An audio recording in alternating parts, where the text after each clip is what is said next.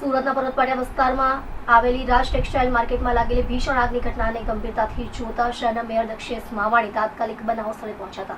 Mayor Dakshesh માવાણીએ સ્થળની મુલાકાત લીધી હતી અને આગ પર કાબુ મેળવવાની કામગીરીનું નિરીક્ષણ કર્યું હતું। તેમણે ફાયર અધિકારીઓ પાસેથી આગની સ્થિતિ, કાબુ મેળવવા માટે ચાલી રહેલા પ્રયાસો અને નુકસાન અંગેની વિગતવાર માહિતી મેળવી હતી। સ્થળ મુલાકાત દરમિયાન મેયરને જાણવા મળ્યું કે માર્કેટમાં ધુમાડાનું પ્રમાણ ખૂબ જ વધારે છે, જેના કારણે ફાયર બ્રિગેડના જવાનોને કામગીરીમાં મુશ્કેલી પડી રહી છે। મેયરે આ ઘટના અંગે જરૂરી કાર્યવાહી કરવા અને સુરક્ષાના પગલાં લેવા માટે સૂચનાઓ આપી હતી। દુકાનોમાં રહેલા સિન્થેટિક કાપડના કારણે કુલિંગ પ્રક્રિયા લાંબા સમય સુધી ચાલશે તેવી શક્યતા છે। વધુમાં કહ્યું હતું કે આ ઘટના અંગે તપાસ કરવામાં આવશે અને જો કોઈ અનિયમિતતા કે લાપરવાહી જણાઈ આવશે તો જવાબદાર વિરુદ્ધ કાયદેસરની કાર્યવાહી કરવામાં આવશે। સવારે 7:15 આ આગની ઘટનાનો કોલ ફાયરની ઓફિસે આવ્યો હતો। પહેલો જ્યારે ફાયરનું ગાડી અહીં આવી તો આગ ખૂબ જ વિકરાળ હતી, એટલે બ્રિગેડ કોલને જાહેર કર્યો હતો અને મેક્સિમમ ફાયર સ્ટેશનથી બધી જ ગાડીઓ બોલાવી લેવામાં આવી હતી।